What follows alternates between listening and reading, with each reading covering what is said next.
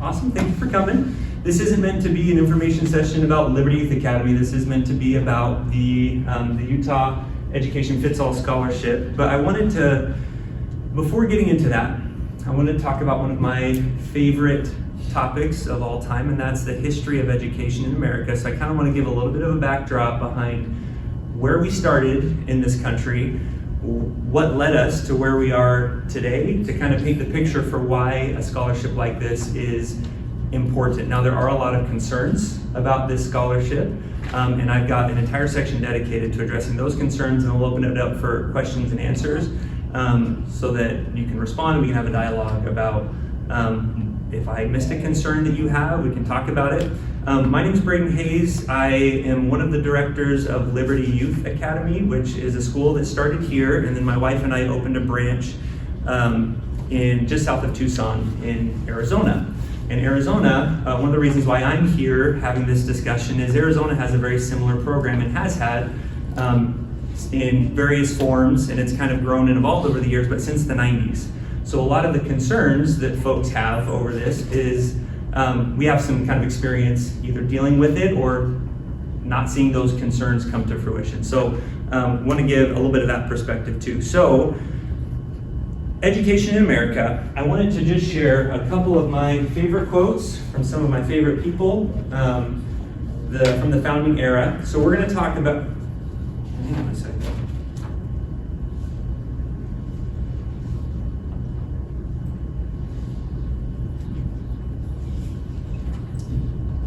This will work. There we go. Okay, so history of education in America. We'll go through the Utah Fits All program and kind of what is publicly available. There's a little flip book we'll go through that summarizes what is in the law. Talk about some help needed, and then go through those comments, concerns, and hit Q&A. So, first quote I wanted to show, this is from the Northwest Ordinance. So this was passed in 1787, the same year that the Constitution was signed. And it said, this was the ordinance that was put in place that listed the requirements for states to become a part of the Union back when our country was brand new. So if you wanted to become a state, you had to do certain things. And when it talked about education, it said this: religion, morality, and knowledge being necessary to good government and the happiness of mankind, schools and the means of education shall forever be encouraged. So if you look at, and as we go through these, welcome, come on in. As we go through some of these quotes, I want you to kind of compare the picture they're painting here with American education today. What stands out to you from that, this law for becoming a state that is a little bit different from what we see today? What are the things that needed to be taught in schools if you wanted to be a state? Religion, morality, and knowledge. I think we've got the knowledge part. We spent, well, somewhat, right? We've got the knowledge part, but religion and morality being necessary to good government and the happiness of mankind. All right, next quote is from Benjamin Franklin, widely considered one of the least religious founders, right? This was the guy that they say, yeah, he didn't really believe in God. So it's interesting that he would say something like this: I think with you that nothing is of more importance for the public weal than to form and train up youth in wisdom and virtue. I think also that general virtue is more probably to be expected and obtained from the education of youth than from the exhortation of adult persons, bad habits and vices of the mind being, like diseases of the body, more easily prevented than cured. And then there's a gentleman named, a Frenchman, around the year 1831, who after the American Revolution, after the French Revolution had a very different outcome, right? We had the Reign of Terror. Napoleon Bonaparte became emperor instead of establishing a free nation, and they just had decades of turmoil. And so Alexis de Tocqueville came over and did a tour of America to try and figure out what was so different about the American Revolution as compared to the French Revolution. And in the book that he published, he said this. So I kind of want you to think if we can still say this of ourselves today. In New England, every citizen receives the elementary notions of human knowledge, the doctrines and evidences of his religion, the history of his country, and the leading features of its constitution. In the states of Connecticut and Massachusetts, and this is the phrase that just, I want to be transported back to this time. It is extremely rare to find a man perfectly acquainted with all these things, and a person wholly ignorant of them is a sort of phenomenon. This is the educational model that built America into the greatest, most prosperous, most free nation in human history. And he points that out. This is a secular Frenchman who came, and the only thing that he could figure out about why America was so different was its education and the role that religion and faith played in education and in every aspect of life and at every level of society. But all this began to change in the 60s. This is kind of when we had some Supreme Court rulings that kicked God out of schools. So the author of all truth is no longer allowed to be taught in the place, or to be allowed in the places that we supposedly teach truth. And it's interesting to think, we were just talking about this a little bit earlier. I can kind of understand the thought process here. America was no longer homogenous, where you have 96% of the people that are Christian. As immigrants came in, there were more people of different and varied faiths. So I can kind of see the argument here that we don't want to just push Christianity down everyone's throat. We want to allow people to learn in accordance with their own faith. So what the idea was, let's take God out of it, and we're just going to replace it with something that's neutral. But what we forget is, in the battle between good and evil, there is no neutral ground. When you flip the light off in a room, darkness floods in. It has to. There really isn't a middle ground. So rather than substitute God for something neutral, what we've seen in education is that what was originally intended to be neutral has become very anti-faith, anti-God in many, many parts of the country. That's not true everywhere. There's still some very small towns where you can kind of get away from some of that. But for the most part, we don't have neutral ground in most of America's schools. So, and we can kind of trace, if we look at when we started falling behind the world in education, as morality itself has kind of become less and less popular since the 60s, right? This is kind of when the sexual revolution happens, and we can really look from that period of time when we kick God out of society. We can see how much our moral center has decayed, how families have begun to unravel, and the misery, the depression, the drug abuse, the broken homes that all are a part of that have led us to where we are today. So, it really is no wonder that after two generations, so anyone that's kind of 60 years old or younger grew up and was educated in a godless education. So is it really any wonder that after two generations have been taught the lie that we are just another animal whose impact on this planet is something kind of like a parasite, that the planet would be better off if we had never existed? If that's kind of the idea that's being pushed and taught, no wonder we're depressed, right? That's not a very flattering view. But instead, we've forgotten that we are literal children of the God and creator of the universe, who loves us and loved us so much that he sent his beloved son to die for us, these parasites on earth, right? We're so much more than that. And when you're learning from that perspective and you teach children that that's who they are, it insulates them and protects them and builds them up in ways that nothing else can. No amount of self-esteem training can compensate for that knowledge and that understanding. So, how does this all relate to Utah Fits All? We've been trying, and there's been a lot in recent years of activism in public schools to try and fix things. Teachers' unions are firmly entrenched, and a lot of the gains that we have seen have been not game-changing, right? We've kind of made marginal improvements around the periphery, but when you're doing something like this, trying to do the same thing that we've been trying to do for 60 years, we're only going to keep getting what we've been getting. So in order to make big change, you have to change the rules of the game.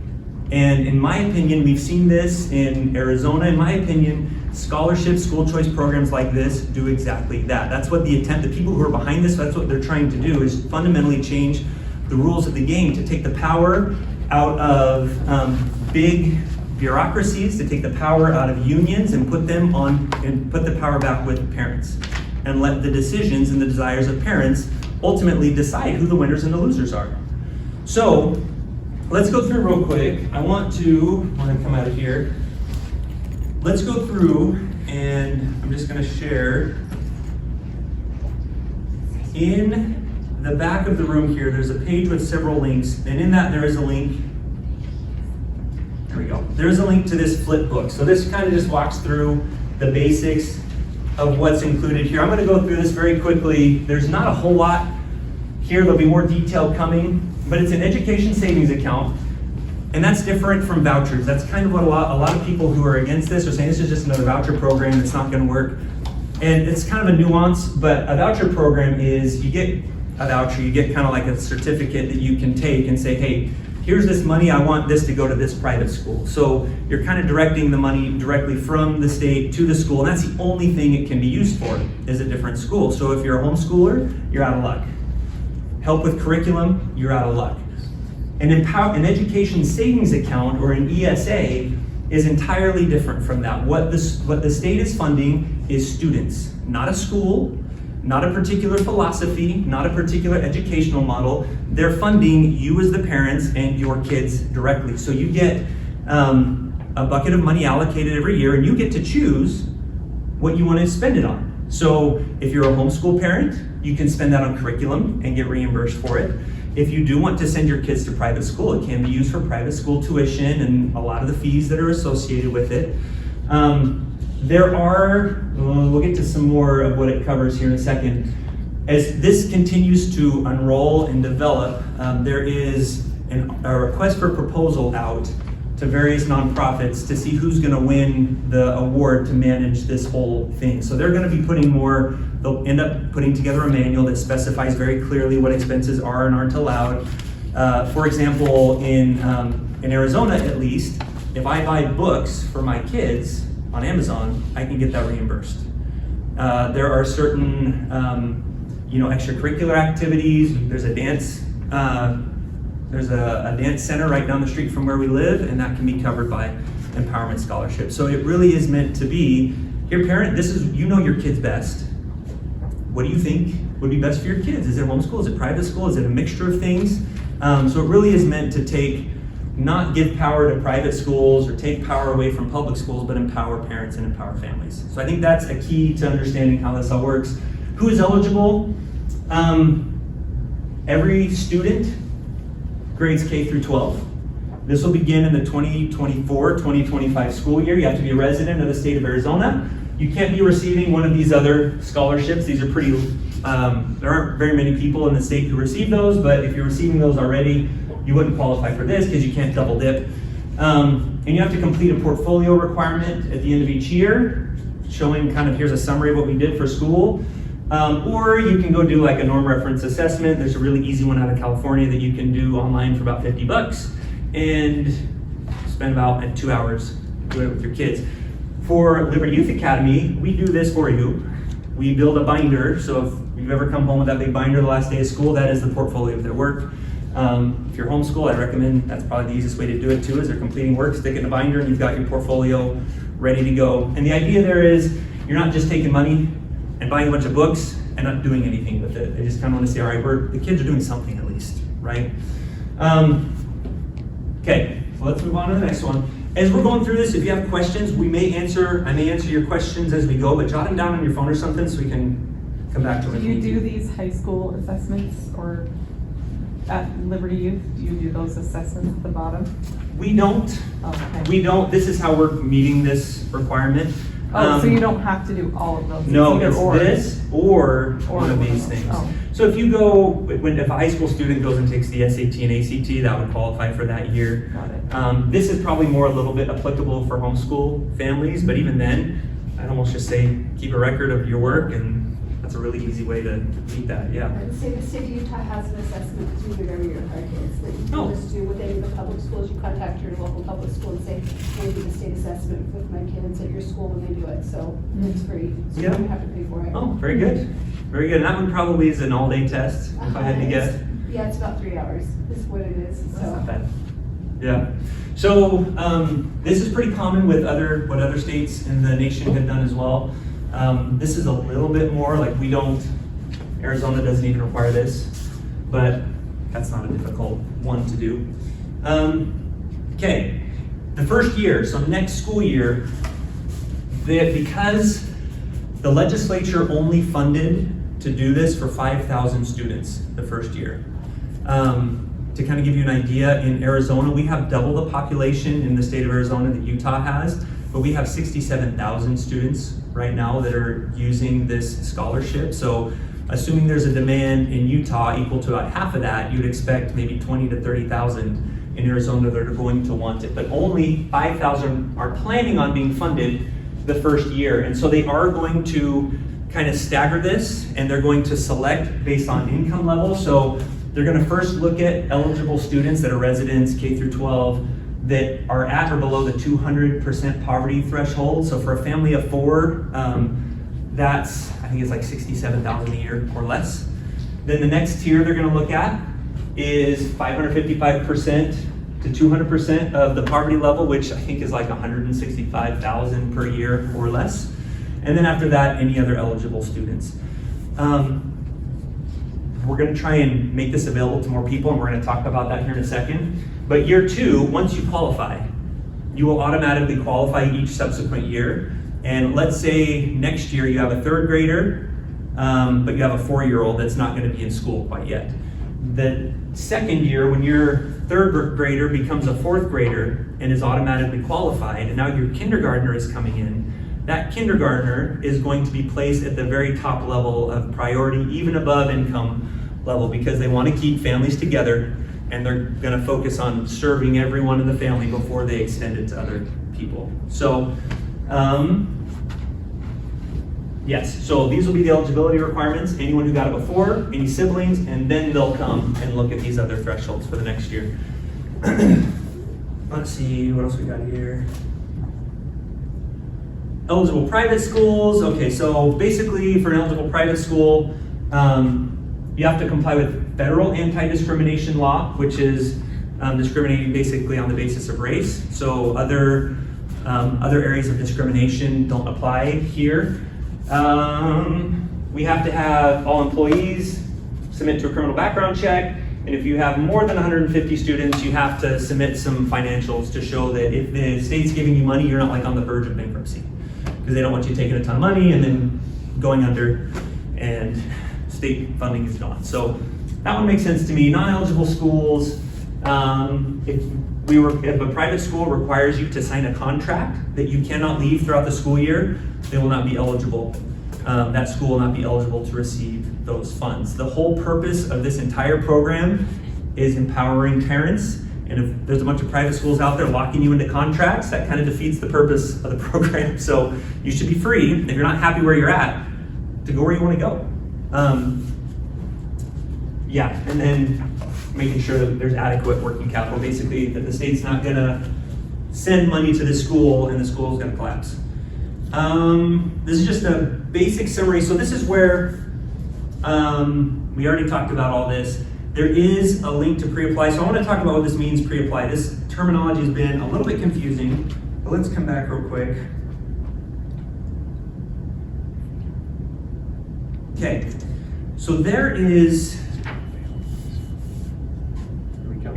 Okay, so only 5,000 students right now. The group who put together this legislation wants to expand it. So the goal here is they have the Utah Fits All nonprofit group that is kind of pushing and helping get the word out on this. And the goal is, between now and the end of the calendar year 2023, they're trying to get basically signatures of interest of up to 20,000 people by January, so that when the legislative session starts in January, they can go to them and say, look, you only funded this to 5,000, but we have 20,000 students that want it. They're trying to give them political coverage to expand and allocate more budget to this. But they're going to want to see, do people actually want this, right? If they get 4,000 applications or pre-applications, they're going to say we're funded, we're covered, we don't need to do anything here. So that's one thing that we're doing, and that's one of the reasons why we're having this meeting. Even if you're looking at this and you're like, oh, I wouldn't fall within those income guidelines anyway, so what's the point? I would still, please, if you're interested at all in having something like this for yourself at some point, and if after we go through the common concerns, you're not terrified of it still, then please go and do this. It's called pre-approval. You're not actually submitting to the state to get this program. It really is more, you're filling out a quick form to show your interest, that this is who I am, this is my email, this is the number of kids I'm interested for this to get. And what that'll do is that organization will keep you on a mailing list. So they'll keep you up to date of how this progresses. They'll let you know when the portal, the official portal, is open for you to go and actually apply. And they'll also let you know, hey, when the legislative session hits, it was 5,000, we were successful, this is how they'll communicate with you to let you know this was successful. We got it up to 10,000 or 15,000, whatever the case is. The other thing they want to do, the law requires that they get this program in place and that the portal is open for applications by March 1st. The legislative session ends at the very end of February, and my understanding is in Utah, they normally don't finish the appropriations budget until the very last day of the legislative session. It like drags all the way up to the bitter end. But the law does not say that they can't launch earlier. So they're going to immediately try and get this organization up and running so that they can launch and begin accepting applications on February 15th. So not only do they have the 20,000 pre-applications, but if they can then turn those into real applications before the budget is done, then that's even more leverage to go say, before that budget's closed up by the end of February, let's kick this off, let's get it going. So that's kind of the help needed. All voices are needed, so if this is something you're at all interested in, and we get through the concerns and you're okay with this, please take this paper back here. There's a QR code for the application for where you can go to do this pre-application. It'll take you like 30 seconds. It's really, really fast. But what I see here is, well, let's get to the concerns. Okay, these are the concerns I've heard. Is there a concern that you have that's not on this list? If so, let me jot it down and I'll make sure we get to it. Or does this about cover it for you? Probably number one more than anything. Okay, so if you're like me, and I don't know what the political background of everyone is here, but over the past 3 or 4 years, there have been some alarming developments that have led me to believe anyways that the government has been in our business more than it needs to be and more than it should be. So anytime something like this comes up, when I heard about this the first time 8 years ago when we were getting ready to start the Liberty Youth Academy in Arizona, my first thought was, we all hear this, if it seems too good to be true, it probably is. And there's strings somewhere. So we spent time and we resisted this for probably a year. The mom that was like, no, this is real, we've used it, it's okay. We drove her nuts, I'm sure, because we kept looking for the strings and didn't find them. So we'll go through, let's talk about this first one. So the biggest thing, never mind, we're gonna leave it there. So the, Randa sent me an email, or a website that talked about that very concern. And one of the little taglines at the very top is, what government funds, government controls. Now it's pithy, but it's also a little too simplistic. So it's true that typically whoever controls the money can control the outcome. Now what this assumes, and this is fundamentally at odds with what this country was based upon, this assumes that government has the sovereign authority. They're where the authority starts and ends. But this country was founded on the idea that you and I, hold sovereign authority, and the power starts with and ends with us. So if we forget that, it's not the government, what we tell our elected representatives to do through the Republican and Democratic process, ultimately we do have control over that. And if there's things that are happening in our communities that we don't like, it's not necessarily that government can get out of control, and I don't want to say that, but in large part, if everyone in the state rose up and exercised their agency, exercised their will to make their voices heard, if we could disconnect ourselves for an hour from Netflix or our phones or whatever we're doing to go do something, they would have to respond. We're still in a system and in a government where they have to listen to us. We can fire those that we don't like. So ultimately, we have sovereign authority. We do, although indirectly, control where the funding goes. So if there's something we don't like, we can change it. We do have that power to do that. The other thing is, excuse me, the law itself has been written in a way that severely limits what the state government can do. So aside from requiring that you have a portfolio that shows that you're actually doing something with the money that you're given, and besides schools having to show that they're not getting ready to go bankrupt before they receive this money, this is what it says. A program manager, so this is from HB 215, quoted directly, a program manager, and that's what they're calling this company, this 501c3 that's going to manage this whole process, may not require a qualifying provider to alter the qualifying provider's creed, practices, admissions policy, hiring practices, or curricula in order to accept scholarship funds.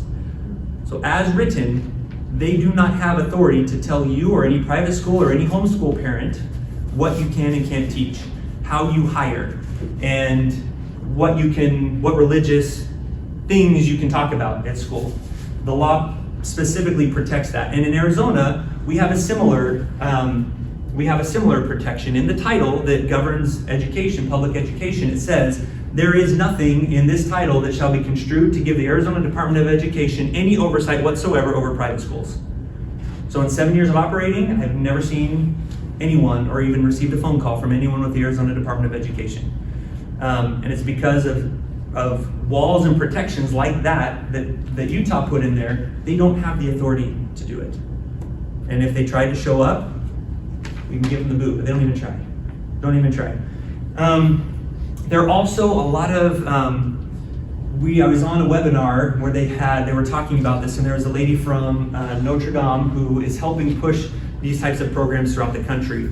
And she gave a lot of really good information about US Supreme Court case law that interprets, so the protections that ministers have over how they manage their congregations and how they teach and what they teach, under the Supreme Court, and the Supreme Court especially would uphold these types of things, but there's decades of precedent here that interpret ministers broadly enough to include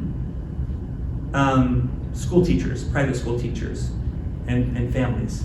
So they're given that same kind of protection under the Supreme Court. It's baked into the state law itself, so there are a lot of protections here to keep this in force. And in fact, one of those cases that was recently decided was out of Maine, and it was right after that was decided at Maine that Arizona, Utah, Florida, and several others started rolling these things out, because it provided enough protection that they felt like they could do this and not have the government and everyone's business telling them what they can and can't teach.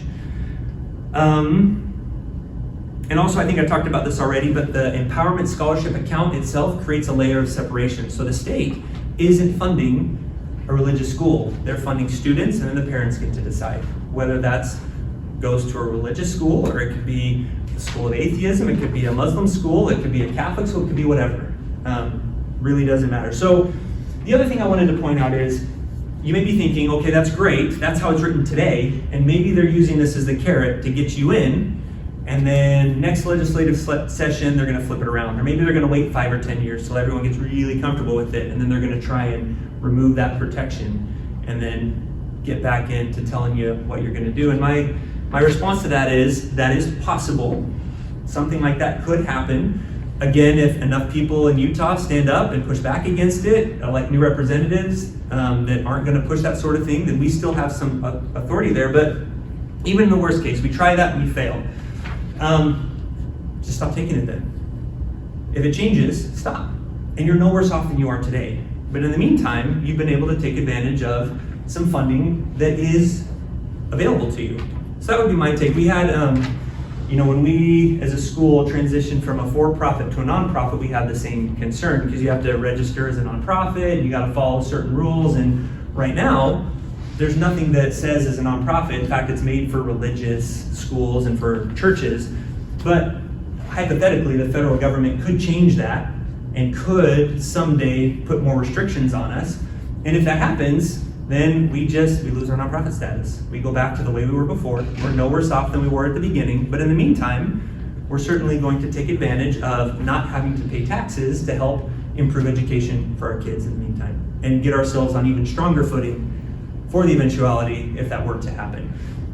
But I also question the idea that it's going to be easier somehow in 10, 15, 20 years to make these kinds of changes. Like I was saying before, the way we save education in this country, we took a downhill turn by taking God out of education. And if we can get 30,000 kids educated with God and teaching them about the US Constitution and freedoms, it's going to be harder in 10 to 15 years to pull this kind of crap than it is now, when you have a new generation growing up with a better understanding of who they are, of what their relationship is or what their relationship is with respect to government.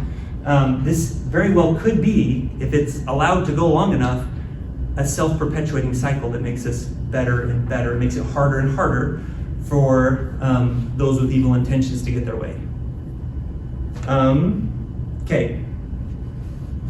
The other concern that I hear, or that, well, no, we've heard this in, oops, I was already in the right spot. The other concern is, will this hurt public schools? And my response to that is, what this is going to do is introduce competition. And so, again, putting the power back in the parents. Right now, the power really resides on what happens in education in this country with teachers' unions.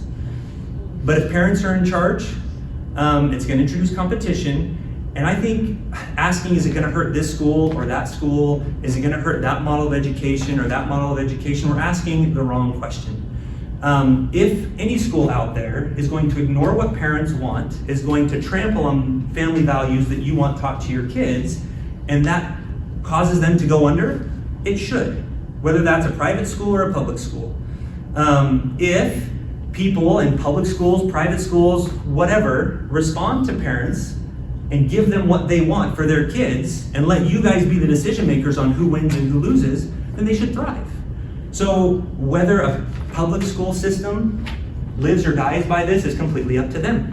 Whether a private school lives or dies by this is completely up to them. But ultimately, you guys make that decision. Or if you're happy with what you're getting, that school will thrive. If you're not, it won't. And in the end, this was kind of another argument that we heard when we started talking about this, when this became widely available in Arizona, that you're doing this because it's going to help your school. This is completely self-serving. We do at Liberty Youth Academy, we believe we've got a pretty good thing going on. We would like to get that to as many kids as possible. But on the other side, this is going to introduce a lot of competition. There will be a lot more private schools pop up as a result of that. And that's going to make it harder on us to retain students. And how do we do that? We have to be better than we are now. I feel like we've got a pretty good thing going on, but we're going to have to be even better. We're going to have to sharpen our saws. We're going to have to work harder. And in the end, it's not about does Liberty Youth Academy win or does the public school system win. Kids win in that situation. And that's really all we should be caring about. Kids win when every school is doing their absolute best to do the best job that they can to make you and your kids happy, healthy, well-adjusted citizens and faithful people.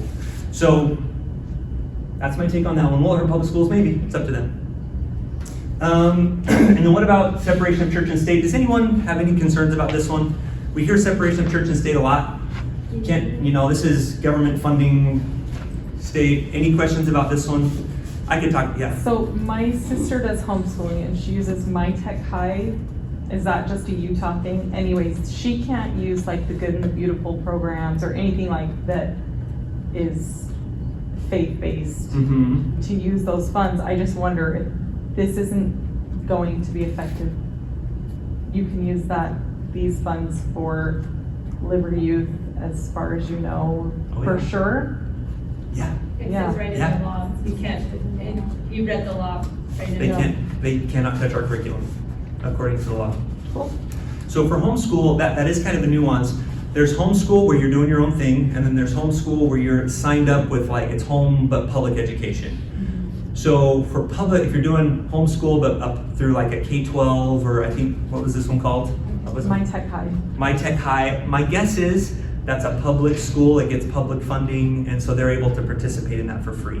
So if you're participating in any kind of publicly funded education, whether it's a charter school or something like this, or a brick and mortar public school, you will not be eligible for this because your funding is already being used for your kid to provide that free education. This is for anyone that isn't using that. So if you're the homeschool parent that's like, I just kind of want to do my own thing, we're going to pick and choose. I want to do Saxon math. I want to do Good and the Beautiful for handwriting, but I want to do, McGuffey for over here, and you've got all these different things you want to pick and choose. You can. The idea here is you're getting the funding that the local public school would be getting for your kid, and it's just following your kid wherever they go, whether that's for homeschool, or you're going to this private school over here, or you're going to do private school and some extracurriculars, or really the options, the opportunities are limitless. So I want to talk about separation of church and state. This phrase isn't in the U.S. Constitution. It's widely misunderstood. If you look at that Northwest Ordinance, the founders understood that the First Amendment was to protect school or religion from the government, not protect public from religion. So, okay, questions, concerns that I didn't address? No?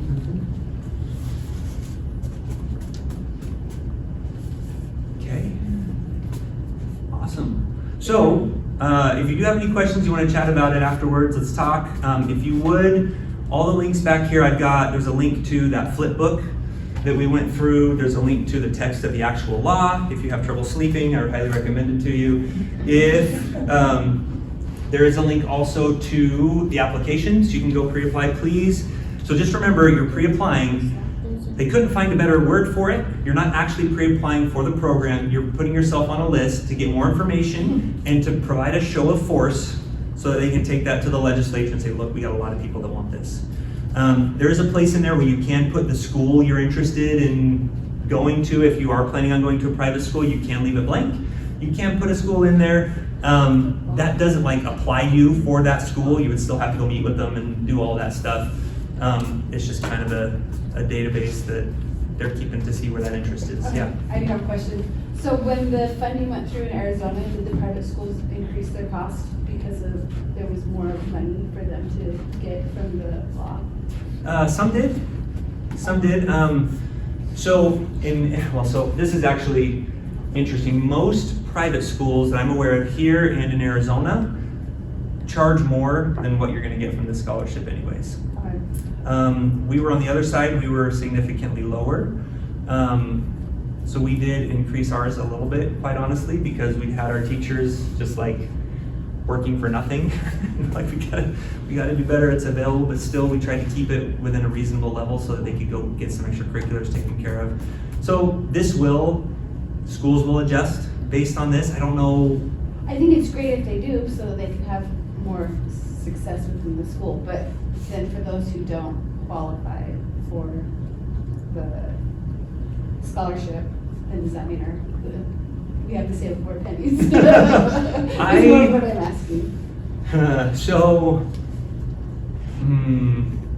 We haven't really decided so for us, we haven't decided what we're doing. I wouldn't be surprised if we come up with something that does have, if you're paying cash, there's a discount or something we can do to help with that. I don't even know. We have no idea what we're doing next year, personally. We're working on it, but. Not that you had to first give us a secret on what you guys are doing. I know. I mean, in general, if that was something you saw in Arizona, if they went up higher. So for Arizona, it was immediately available to everybody. There was no cap. Okay. Not a single So one. it wasn't an issue. It wasn't. a non-issue.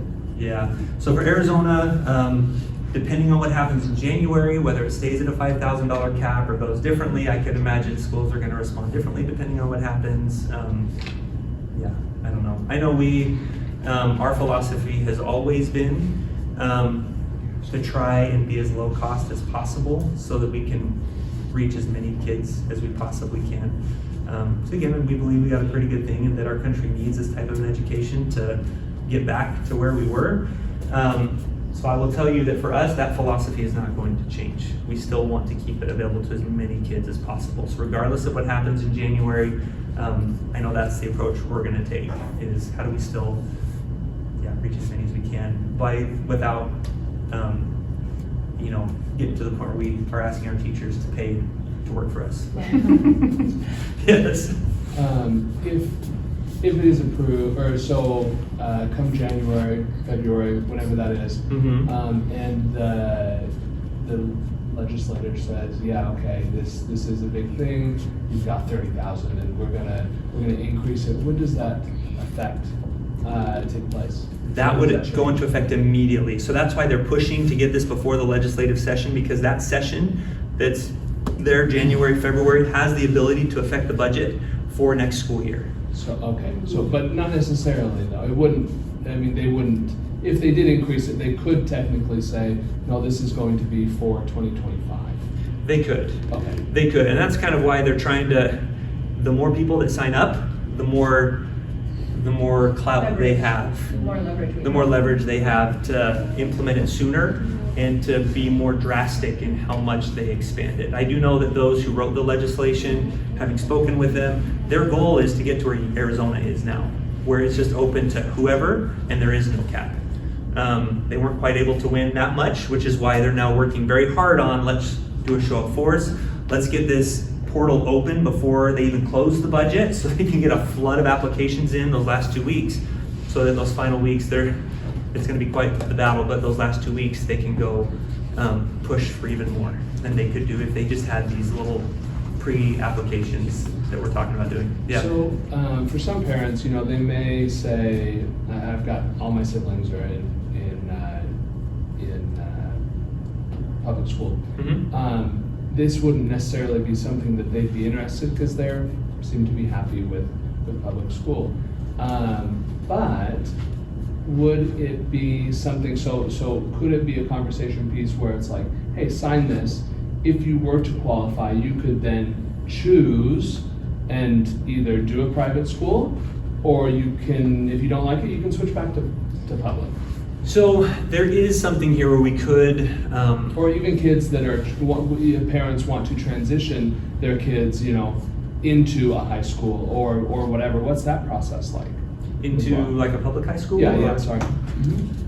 So talking to the first question, so I think your first question was, if there's someone that you know that isn't really interested in alternative education, can we get them to sign up anyways if they're willing to Yeah. show that there are people that want this? So someone might give you a different opinion. My opinion is we will be more successful in getting an expansion on this if those who are pre-applying legitimately want it. Because if we have 100,000 people that sign this up and then the application opens on February 15th and only 5,000 people sign up, that's going to put a huge black eye on the credibility of what the people have been trying to do and trying to show here. Oh, this has just been, you guys have been, faking signatures, whatever. I do have to say though, like people like my sisters who are doing homeschool probably have no idea about this. And Yes. so those extra people that might do that, if you sent the link, Yeah. would help. But my Yes. sister, I'll send it to them, obviously. But if I wasn't around, they would have no idea. Mm. Some people just don't stay as informed on That's true. things, So Well, I don't know. I don't think it could hurt. Yeah, that's true. And quite honestly, in Arizona too, there were, I don't think they had quite as many people. There certainly weren't 60,000 people or 70,000 people that signed the petition, but there were way more people that actually showed up to want to do it. So use your best judgment. I do think at the end of the day, we need to be careful that the interest we're showing now translates into real applications on February 15th so that it improves the credibility of the program and doesn't undermine it. Yeah. So again though, so to the second question, if somebody were to decide, you know what, I actually want to continue with public school, is there any clear path with this program? Yeah, so it really So is. again, my siblings say, okay, yeah, I'll sign it up and I'll fill out the application and I'll do it. Oh, look, I got approved, but you know what? Pineview is really just a wonderful school and I really want to Well, send my kids there. and maybe this is a better way to say it is, do they want to have the ability to consider other options next school year? If they Correct, do, right. sign up. Okay. They can still decide. So again, this is, think of this more like instead of a pre-application for the program, more of a petition to open it up to more people. Right. Because on February 15th or March 1st, whenever the portal goes live, you're gonna have to go do a real application and Right. provide proof of residency and all that stuff. So, But but getting yeah. out of the program, You can what's that process? So you just, so let's say this year, so we actually have students that last year were in 8th grade and they decided they wanted to go do public high school. And all that looked like was every year you have to go fill out a quick form, either just saying, yes, I'm interested in continuing, or no, I'm not. So they just didn't re-sign the contract for the next year. They wouldn't register at their public school, and that was it. So they are locked into it for a year. No, not even that. So what'll happen, and so the details of how this is gonna work in Arizona or in Utah might be a little bit different, but in Arizona, as soon as you go, there's a database that is kept at the state level of everyone who is registered in public school. So for example, this school year, my son is in 10th grade, he goes to Liberty Youth Academy down in Arizona, and somehow the state pulled like his name from a database from when he was in kindergarten at the public school system and said he's now registered with Walden Grove High School. He wasn't, we never went and did that, but his name showed up at the state level on that database, and we got a notification from the Empowerment Scholarship saying, hey, we see that he's registered at the public school, your contract is on pause or suspended or something. So we just had to go back, we got a letter from the school saying, no, this was an accident, we sent that to the Empowerment Scholarship Program, and his scholarship funding was reinstated. But that's a part of what this company is going to be doing, is putting those checks into place so that you can't go be taking this money and buying books for your kids at the same time that they're over at the local public school. So if you leave halfway through the year and you go register, Utah will probably, I imagine, have something similar where it flags it and says, hey, this is no longer a private school student or a homeschool student, and then your account will be ended as of the date of registration at the public school. So you're not locked into anything. It really is, while you're not in public school, you can take advantage of it, and when you're back into public school, then you don't have that funding available anymore. What about sports? So if somebody, if they wanted to play a high school sport, Uh-huh. still do public or a private school. I didn't think about that. I mean, typically that's allowed, right? You just, I don't But know you the have to exact sign up at the process. You high gotta school for sign a up, couple right? classes, yeah. Any that- experience in Arizona So for that? that's a district by district thing. So Do you not have to sign up for classes to do Santa school? Clara, I have my kids on the chess club and another thing over at the high school, and they don't have to. they're Enroll just- at the They don't have same- to enroll, they're just considered, it's not dual enrollment, it's just, you sign a waiver and you have to pay the fees to join the sports team. or They whatever, just so you have to don't do get it the- at the home high school that they're assigned to. Okay. Yeah, they just don't get the funding for the sports, because like the high school gets the funding for the sports, but you have to pay that. But then that would come from the scholarship, Mhm. because it would apply to that. So, and that's gonna be a district by district thing. So where we're at, we have two school districts. There's the Continental School District, which does allow students to come and play for a fee. But then the Sarita Unified School District, they're really interested in winning, apparently. So they don't allow anyone, even though they could, they don't allow anyone else who isn't registered at their school to participate in their sports. But So homeschoolers and nothing. they won't. That's so Not at the sad. high school level. At the middle school level, they will. But they also are down about 40% in their enrollment over the past couple of years. So as this becomes more prevalent, and as more and more people are doing it, public schools are going to have to adjust. It may take some time, but they're gonna have to. Again, if they're giving parents what they want, they're gonna be okay. But if they stay locked into kind of their dogma or what they're doing and they don't adapt, then it's gonna hurt them more. So already we're starting to see schools in our area, public schools, starting to adapt to this. So it takes some time, but good question. I have one other question. The whole My Tech High thing allows my daughter, like you said, or my sister, to pick and choose, like music classes, art classes, Mhm. all that. This is the same, lets you do music classes, art classes, other things, or is it Yeah. just schools, just for school? No, and it's like not just for books schools. And Oh, I'm trying to remember where, it's somewhere in this flip book. How's it good? Well, what can I it be used have the for? email pulled up. Okay, what can it be used for? So these are kind of, so it could include tuition, tutoring, instructional materials, online instruction, supplies, learning therapies, and so much more. So it does have some broad categories of here's what it can include. And when I was reading the legislation, it sounded very similar to what we have in Arizona. Mhm. That's something that this program manager, once they get in, we'll be looking at putting a manual around that's much more clear on these types of things yes, these types of things no. For Arizona, they came down on the side of no cost for field trips because parents were taking trips to Disneyland and trying to get that paid, so they just said, look, we can't. They were having a hard time deciding between family, like, is this a family vacation or is this field trip? So they just said, we got to stop the field trip thing. So they're going to have some latitude over deciding that and what gets abused and what doesn't, but it's wide open. So I've got, and again, this is Arizona. We have a big old manual that has all these details fleshed out. Those details are yet to be fleshed out here. So there's more that'll be coming. But in Arizona, like my son's taking guitar from a guy with a PhD in classical guitar performance. My daughter's taking ballet at the local dance studio. And my other two daughters are taking horseback riding lessons, all under Empowerment Scholarship. Now, the vendors that we pay for that have to show that they're legitimate, right? It's not Uncle John who played guitar every once in a while. It needs to be someone that has some credentials so that they're confirming that this state funding is going to a legitimate educational purpose. And we're not just paying, our brother for horse therapy. And really what that means is your kids are going and, mucking out stalls for your brother-in-law. Maybe educational. I actually love that idea. But, they want to make sure this is a legitimate business. They're actually providing a real program. So the businesses that will qualify for those types of payments have to do some things like with private schools where they have to show a business license or some kind of certificate and credentials in the things that it is that they're teaching to make sure it's legitimate. But it's if it's even if it only included tuition and instructional materials, that in and of itself for a homeschool parent that has been paying for that stuff out of pocket, or for a private school parent that has been paying out of pocket or trading or whatever, that's huge in and of itself. That's a huge raise.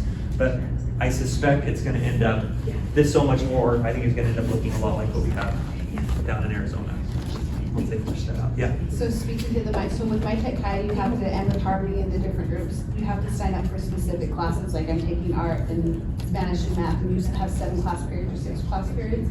With this, it covers any part of the education that you want to involve. So that was something I was noticing in the law, that's a huge benefit, is if you want your kids to learn Spanish, but you didn't sign up for the Spanish class online, you can still do Spanish in there if it fits within your budget of your umbrella. Versus the tech programs, you only get so many specific classes and it won't pay outside of that. Yeah. Well, and I think really, for homeschool parents that aren't paying tuition and you're just paying for curriculum, you're going to have a lot available.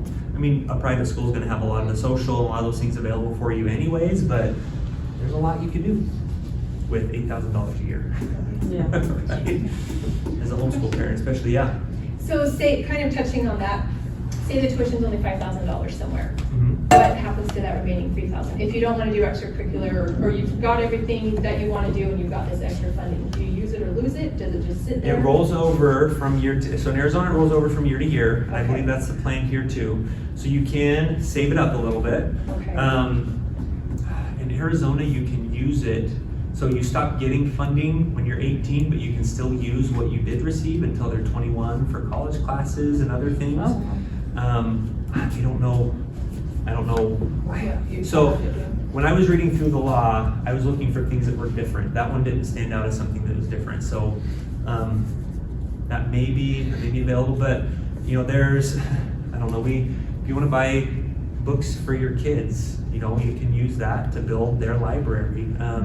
I know in Arizona, and again, these details will come out once this manual gets put together and the program manager's decided, but there's some really cool Lego kits that allow you to practice programming, that are dealing with robotics. You can build one that will learn, it's kind of it has built-in vision system that will solve a Rubik's Cube. Those are covered.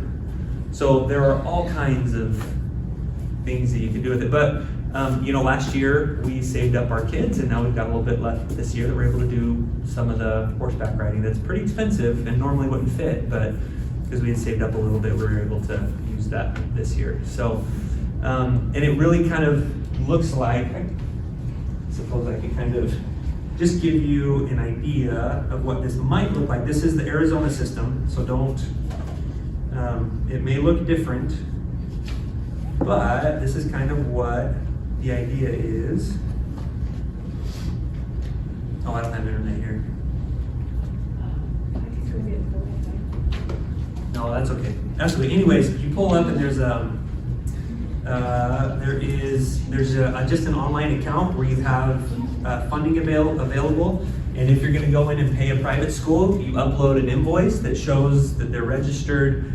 Someone on the other end will review that to make sure it's a legitimate expense, and then they send the money on to the private school. Or there's an option where if you pay something out of pocket, like you buy books for your kids on Amazon, then there's a reimbursement form that you fill out, and they'll reimburse you directly to your bank account for those expenses after you show what it was you spent the money on, and it falls under an approved category. So I imagine it'll be something very similar. You don't always have to pay for everything up front and then get reimbursed. No. No, in fact, for most private schools and for, dance studios and things like that that are registered and approved vendors through whatever the system is, I believe the plan is, like in Arizona, they'll be able to pay them directly. So it's not ever coming out of your pocket. We have parents that want to do that because it gives them credit card points, and then they get reimbursed within a couple of weeks, and it's not a big deal, but it's kind of up to you how you do that. So I guess the takeaway is concerns are understandable in light of recent years. Like I said, we've been doing this it's been going on for about 20 years in Arizona. We were the first to open it up to universally applicable to everyone in the state, and we haven't seen those fears come to fruition to this point. That doesn't mean people won't try. That doesn't mean that it can't at some point, but again, I highly recommend take advantage of it while it's good. And if it ever becomes not good, then just walk away and you're no worse off. How many states have it? I think we're up to 5 or 6 with several working on it. I know Maine and Massachusetts have some more onerous restrictions that are being litigated in the Supreme Court. It's expected that they're not going to win, that those more onerous things are going to be struck down. But Florida, I know, has it. Arizona has it. I think Texas is working on one. So this is a growing movement for sure. And when I think about, how game-changing 67,000 students growing up in these types of educational environments over the next 10 to 20 years in the state of Arizona, what that's going to do to that state. And when I think of those same proportions happening in Arizona, this really is changing the rules of the game. And if it's done right, and we always have to be skeptical of government, that is healthy. And if they're doing something they shouldn't, we've got to be vigilant and ready to act and do something about it. But it truly is, it's not hard to see where this type of a movement's spreading across the country, even if only half the states in the nation adopt something like this. In 60 years, the trend that we've seen from God-fearing to utter chaos could easily go the other direction. It really could. So anyways, I'm hopeful, and I'm excited for you guys here because we've seen a lot of the benefits where we're at. So if you do have any questions, I did put a link on there to the Liberty Youth Academy website. If you're already affiliated with the school, you know how to find us. If not, if you have questions, we're not out trying to get everyone into the school. We understand that Liberty Youth Academy isn't for everyone, but I do believe that choice is for everyone. So if you have any questions, feel free to reach out to us. If you have questions about the Utah Fits All program, I'd be happy to share what little experience we have from Arizona with you. So